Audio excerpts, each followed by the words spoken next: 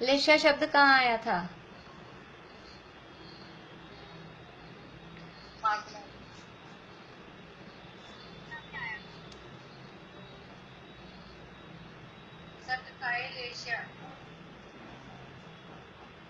मैं दूसरे अध्याय के आधार पर पूछ रही हूँ, दूसरे अध्याय में लेशा शब्द कहाँ आया था?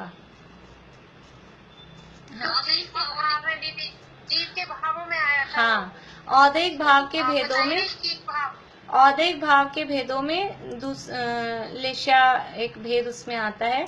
लेशा किसे कहते हैं कि लेशा है वो कषाय से लिप्त जो जीव के परिणाम होते हैं, जीव की जो प्रवृत्ति होती है, कषायों से युक्त जो मन वचन काया की प्रवृत्ति होती है, उसे लेशा कहते हैं।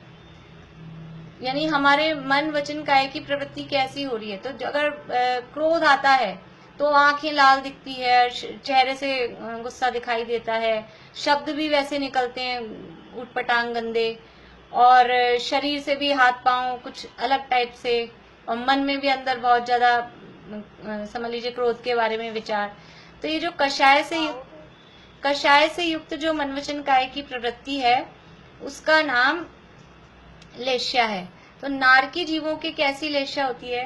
ये लेशाएं 6 प्रकार की होती है। जीव के समझ लीजिए इस मन वचन काया की प्रवृत्ति और कषाय के आधार पर इनको 6 भागों में बांटा है। कृष्ण, नील, कपोत, पीत, पद्म और शुक्ल, ऐसे 6 भागों में इन लेशाओं को बांटा गया है। तो उसमें से जो शुरू की 3 हमने बोली, कृष्ण, नील, कपोत, देखिए ये जो नाम है ये भी आप देखेंगे, कृष्ण मतलब काला, फिर नील का मतलब है उससे थोड़ा हल्का है, नीला। कपोत मतलब ग्रे जैसा, कबूतर जैसा कलर, वो नीले से भी थोड़ा हल्का है। फिर है पीत, पीत यानी येलो कलर, वो और भी लाइट है। फिर पद्म का मतलब है पिंक, पिंक है वो येलो से भी लाइट है। और उसके बाद में है शुक्ल यानी सफेद। आप लोगों ने चित्र देखे होंगे अपने मंदिरों में, एक वृक्ष का चित्र बना होता है और कुछ लोग अलग अलग रंग के 6 आदमी दिखाते हैं, आम का या जामुन का ऐसा पेड़ होता है और एक के हाथ में कुल्हाड़ी होती है, वो पेड़ को काट रहा होता है। इस तरह का चित्र मंदिरों में बहुत जगह, अपने जयपुर में भी, बाहर क्षेत्रों में भी, सब जगह बना हुआ मिलता है। लेशा वृक्ष उसको कहते हैं। तो जिस जीव के जैसे परिणाम है, जैसी लेशा है। हाँ, यहाँ इस पुस्तक में भी है, दूसरे अध्याय के अंतर्गत ही है शायद, या चौथे अध्याय के अंतर्गत है। हाँ, चौथे अध्याय, ये पेज नंबर 180 पे, जिन लोगों के पास बुक्स हैं 180 नंबर पेज पे ये चित्र बना हुआ है लेशा वाला। तो ये हाँ, एक्चुअल में एडिशन का फर्क है, कुछ में लास्ट में है, कुछ पुराने एडिशंस हैं उसमें बीच में भी है। जिन लोगों ने पढ़ी हुई है उनको ध्यान है कि उनकी बुक में कहाँ है। तो ये ध्यान में आ गया आप लोगों को। तो ये जीव की उसमें प्रवृत्ति बताई गई है कि जिसका कृष्ण लेशा का मतलब ऐसा काला खोटा परिणाम है, उसको 2 आम खाने और कुल्हाड़ी लेके पूरे पेड़ को काटने जा रहा है। फिर दूसरे को थोड़ा सा उससे थोड़ा बेटर परिणाम है, वो बोलता है पूरे पेड़ को जड़ से काटने से क्या फायदा है, वो तने से काटता है। फिर तीसरे के उससे थोड़े और बेटर परिणाम है, वो बोलता है कि तने से काटने से क्या फायदा है, तो वो थोड़ा बड़ी बड़ी टहनियों को काट रहा है। तो ये कृष्ण वाला जड़ से काट रहा है, नील वाला तने से काट रहा है, और कपोत वाला है वो बड़ी बड़ी टहनियों को काट रहा है। परिणामों में और क्रियाओं में ऐसा फर्क दिख रहा है, उनकी कषायों में भी इस तरह का फर्क दिख रहा है। फिर पीत वाला बोलता है कि बड़ी बड़ी टहनियों को भी काटने से क्या मतलब है, छोटी छोटी टहनियां भी काट लो। पर वो छोटी छोटी टहनियां काट रहा है, उसमें कच्चे पक्के सब आ रहे हैं, तो वो भी यूजफुल नहीं है, क्योंकि आम तो अभी खाने हैं, बिल्कुल अभी हमको भूख लगी है, अभी आम खाने हैं। फिर जो पद्मलेशिया वाला है वो केवल पके पके आम तोड़ लेता है, कोई टहनी वहनी को नहीं काटता है, वो पके पके आम ऊपर से तोड़ रहा है, तो उसके परिणाम और ज्यादा थोड़े सॉफ्ट हो गए हैं। लेकिन जो शुक्ल लेशिया वाला व्यक्ति है वो बोलता है हमको आम तोड़ने की जरूरत ही क्या है, जो नीचे टूटे टूटे पड़े हैं वो अच्छे हैं, उन्हीं में से अपना काम चला लो। तो ये जीवों के इससे कषायों के परिणाम और उनकी प्रवृत्ति की भिन्नता दिखाई जाती है लेशा के माध्यम से। तो ये जो 6 प्रकार की लेशाएं हैं, कृष्ण, नील, कपोत, पीत, पद्म और शुक्ल, इसमें से कृष्ण, नील और कपोत बार बार में मैं नाम बोलती हूँ, तो इसलिए भी बोलती हूँ कि आप लोगों को याद हो जाएं। कुछ लोग जो जल्दी से सुन सुन के याद कर सकते हैं वो जल्दी से याद हो जाएं। कौन से नाम कहे हैं? कृष्ण, नील, कपोत, पीत, पद्म और शुक्ल। तो इसमें से कृष्ण, नील और कपोत ये 3 कहलाती है अशुभ लेश्याएं, और पीत, पद्म और शुक्ल ये 3 कहलाती हैं शुभ लेश्याएं। तो नारकियों के कौन सी लेश्या होती है कि नित्य ही, हमेशा ही अशुभतर लेश्या, ये अशुभ लेश्याएं होती हैं। कृष्ण, नील और कपोत ये अशुभ लेश्या ही नारकियों के होती हैं, और उस अशुभ में भी जितना खराब से खराब हो सकता है। ये तो मोटे मोटे 6 नाम बताए हैं, इसमें भी अलग अलग डिग्रीज होती हैं, कैसे कैसे परिणाम है। एक कृष्ण लेश्या के परिणाम बहुत टाइप के हो सकते हैं, बहुत सारे परिणाम हैं और सारे परिणाम कृष्ण लेश्या के हैं। बहुत सारे परिणाम है, बहुत सारे परिणाम नील लेश्या के हैं, तो उनमें बहुत सारे टाइप्स हो सकते हैं। तो ये कह रहे हैं नारकियों के कौन से वाले कृष्ण, नील, कपोत है कि बिल्कुल अशुभतर, खराब से खराब वाले, ऐसे वो अशुभतर लेश्या उनकी होती है। तो नारकी जीवों के निरंतर ही अशुभतर लेश्या। देखिए जो अपन ने 7 नरक देखे, तो इसमें से जो लेश्याओं का भी विभाजन है कि सेट है कि किस नरक में कौन सी लेश्या हो सकती है। चाहे जो जैसा यानी ऊपर के नरकों में है वो कपोत लेश्या होगी, बीच के नरकों में है वो नील लेश्या होगी, और छठा 7वां जो लास्ट का नरक है उसमें कृष्ण लेश्या है। तो इस तरह से वो बराबर उस तरह के वहां, क्योंकि जिस नरक में जन्म ले रहे हैं वो जीवों के लेश्या परिणाम उसी तरह के नीचे नीचे के नरकों में जाते जाते स्थिति खराब खराब खराब होती जा रही है, क्योंकि नीचे के नरकों में जा रहे हैं, मतलब ज्यादा पाप के उदय से जा रहे हैं। पाप का उदय तो है ही नरक में जाना, लेकिन उसमें भी कितना ज्यादा पाप का उदय है, तो उस हिसाब से वो नीचे के नरकों में जाना होता है, और वहां जाके उसके उसी तरह की लेश्या भी होते हैं। तो अशुभतर ही लेश्या है और अशुभतर ही परिणाम है। जीवों के जो परिणाम है वहां कुछ भी करके शुभ परिणाम हो ही नहीं पाते हैं। सामान्य कथन है, जो जीव सम्यक तो प्राप्त करते हैं वो कुछ देर के लिए, वो बात अलग है, लेकिन एक सामान्य कथन है कि वहां जीवों के परिणाम बस लड़ाई झगड़ा मार काट, बस इसके अलावा दूसरा विचार ही नहीं आता है, और परिणाम ही कुछ नहीं होते हैं। तो अशुभ से अशुभ, खराब से खराब उन लोगों के परिणाम होते हैं। देह वेदना, शरीर की जो वेदना है, नारकी जीवों के शरीर में, एक नारकी के शरीर में 5,68,99,584 रोग प्रकट होते हैं। मतलब इतने सारे रोग उनके एक नारकी के शरीर में, इतने रोग होते हैं। अब हमको एक जरा सी खांसी जुकाम हो जाती है, छोटा मोटा कोई रोग हो जाता है, हमको कितनी तकलीफ होती है। अब वहाँ इतने सारे रोग उनके शरीर में एक साथ हैं, कितनी देह की वेदना, और वो देह की वेदना भी यानी खराब से खराब टाइप का। अब दुख में या पीड़ा में तो हम कैसे कंपैरिजन करें, लेकिन फिर भी ऐसा कहते हैं कि ये वाला दर्द तो बहुत ही बुरा है। कान का दर्द बुरा है कि पेट का दर्द बुरा है कि सिर का दर्द बुरा है, फिर भी उसमें कुछ हम ऐसा कंपैरिजन कर लें कि कान का दर्द बहुत खराब होता है या इतना तेज। तो ऐसे जो नारकियों की जो पीड़ा है शरीर में, वो बहुत ही भयानक पीड़ा है, मतलब असहनीय पीड़ा, और रहती है हमेशा वो शरीर में, इस तरह की वेदना, इस तरह की पीड़ा उनके शरीर में बनी रहती है। और विक्रिया किसे कहते हैं? विक्रिया का मतलब है अपने शरीर को अपने इच्छा के अनुसार चेंज कर लेना, वो कहलाता है विक्रिया। विक्रिया का मतलब है विशेष क्रिया करना। तो अपने ये विक्रिया देवों में भी होती है, नारकियों में भी होती है। तो नारकियों में कौन सी विक्रिया होती है? या अशुभतर विक्रिया, यानी अपने शरीर को अपनी इच्छा के अनुसार चेंज तो करते हैं, लेकिन कैसा इच्छा होती है उनको? अशुभ रूप।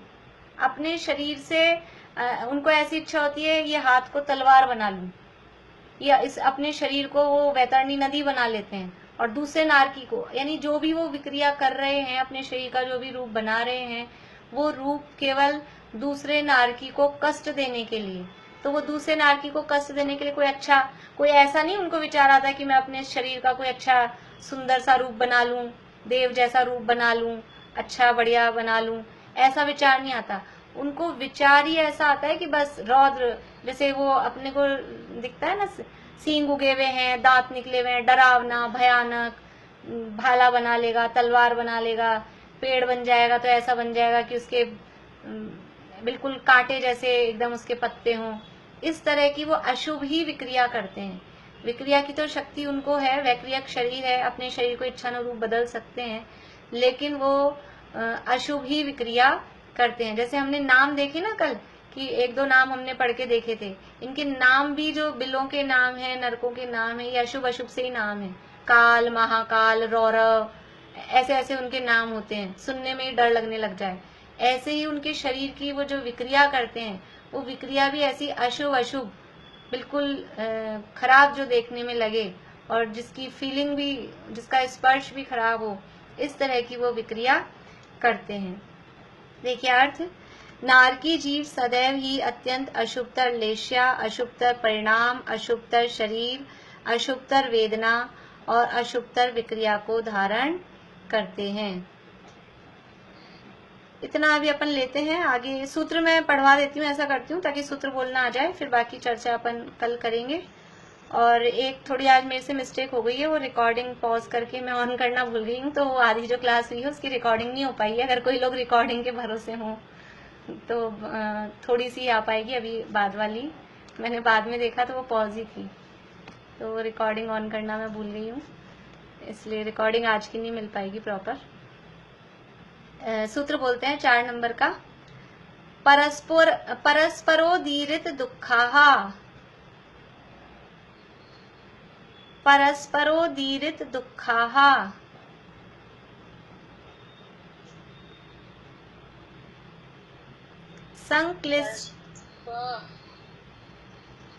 संक्लिष्टासुरोदीरित, संक्लिष्टासुरोदीरित,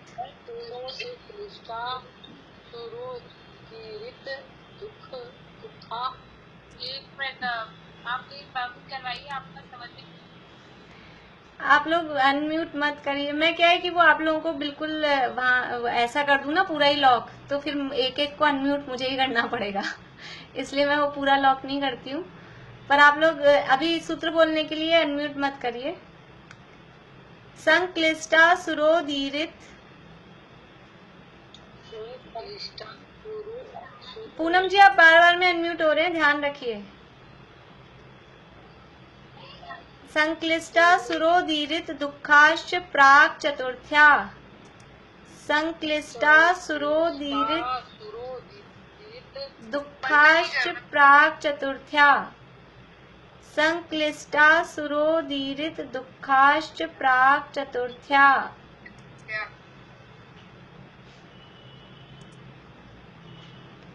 चलिए अभी जो हमने सूत्र बोला है वो मुझे कोई 2 लोग बोल के बता दीजिए। अभी जो हमने तीसरा और चौथा, हाँ आयुषी जी आप बोलिए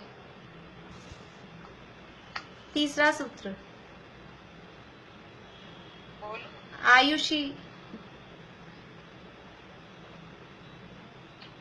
आयुषी नाम से जो बैठना है यहाँ पर, शशि नाम है, मुझे नहीं मालूम, आयुषी नाम लिखा हुआ है इसलिए।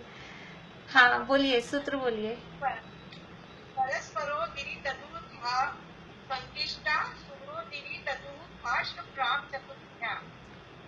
हाँ तीसरा भी बोलिए। नारका नित्या शुक्तर लेश्या परिणाम वेदना विक्रिया। हाँ ठीक है, बढ़िया। हाँ मधुलिका जी बोलिए, देखकर बोलिए, तीसरा चौथा पांचवा सूत्र। मधुलिका जी।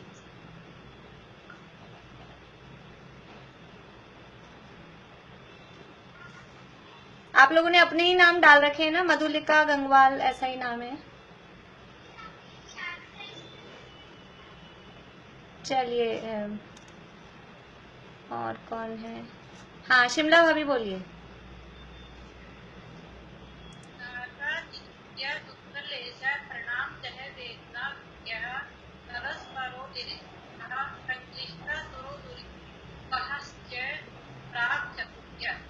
बढ़िया,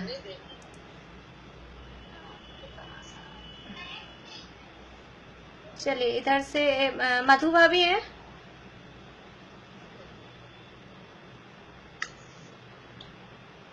मैम इसको कैसे बोलेंगे, चतुर्थ्या को, लास्ट वाले को? प्राक चतुर्थ्या, प्राक चतुर्थ्या।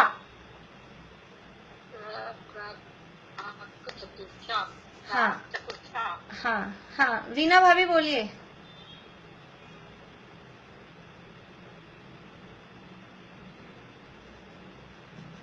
वीडियो बंद है, खाली चालू करके बैठे हैं क्या आप लोग?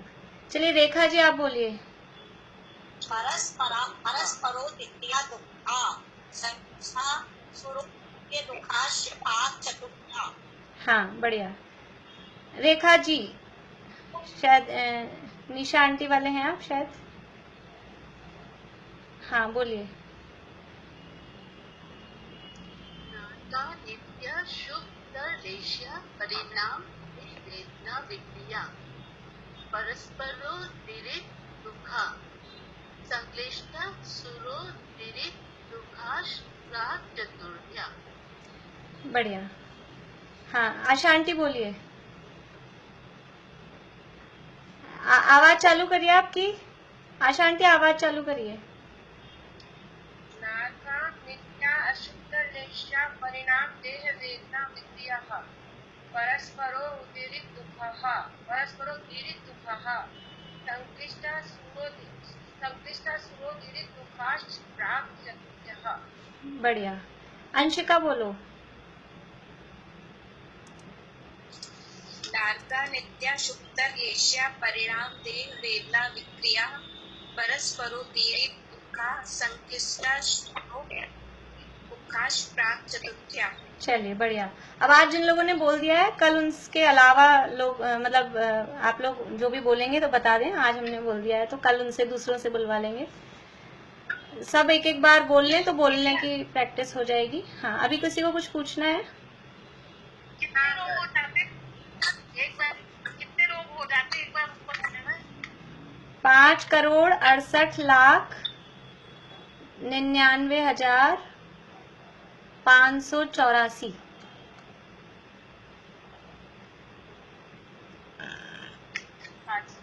ये 1 लाख आपने बताया है, ये किसमें होगा? 1 लाख है जो 7वें नरक का इंद्रक बिल है ना, 7वें नरक के इंद्रक बिल का विस्तार 1 लाख योजन है।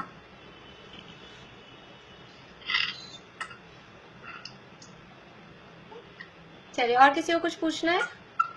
मैं बोलूं? हाँ बोलिए। 1 मिनट अंकल रुकिए। हाँ बोलिए आप कौन बोल रहे हैं? अनीता कोठारी। हाँ बोलिए। नारका नित्या शुद्ध लेश्या परिणाम देह वेदना विक्रिया परस्परो दीरित दुःखः संक्लिष्टा सुरो दीरित दुःखाश्च प्राक चतुर्थ्यः।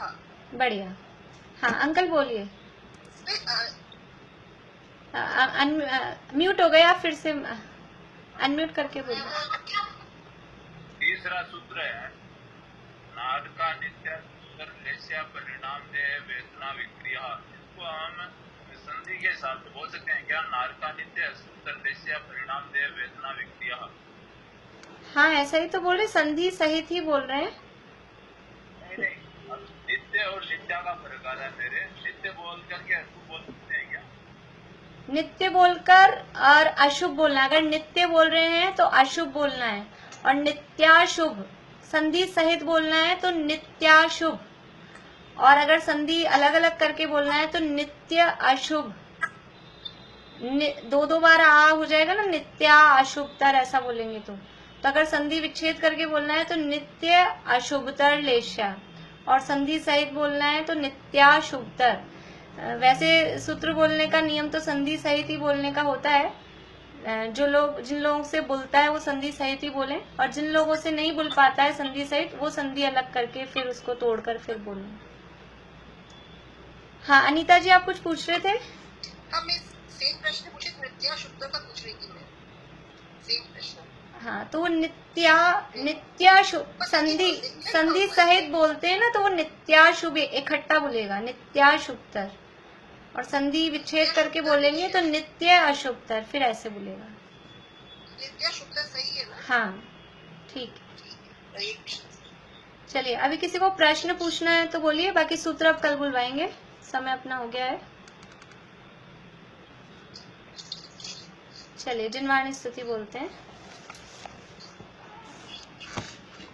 ये जिनवाणी स्तुति जो हम बोलते हैं, मतलब एक्चुअल में जिनवाणी स्तुति नहीं है, ये 24 तीर्थंकर वंदना है, डॉक्टर हुकुमचंद जी भारेले द्वारा लिखित। तो हम उसमें से 1 महीने तक 4 लाइन की जो एक तीर्थंकर की वंदना होती है वो बोलते हैं, ताकि वो याद हो जाती है।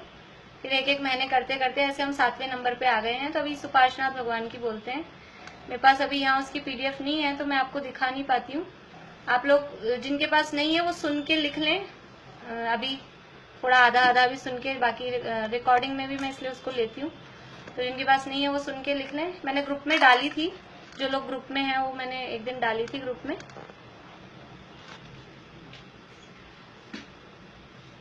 पारस सुपारस है वही पारस करे जो लोह को, वह आत्मा ही है सुपारस जो स्वयं निर्मोह हो। रति राग वर्जित आत्मा ही लोक में आराध्य है। निज आत्मा का ध्यान ही बस साधना है, साध्य है।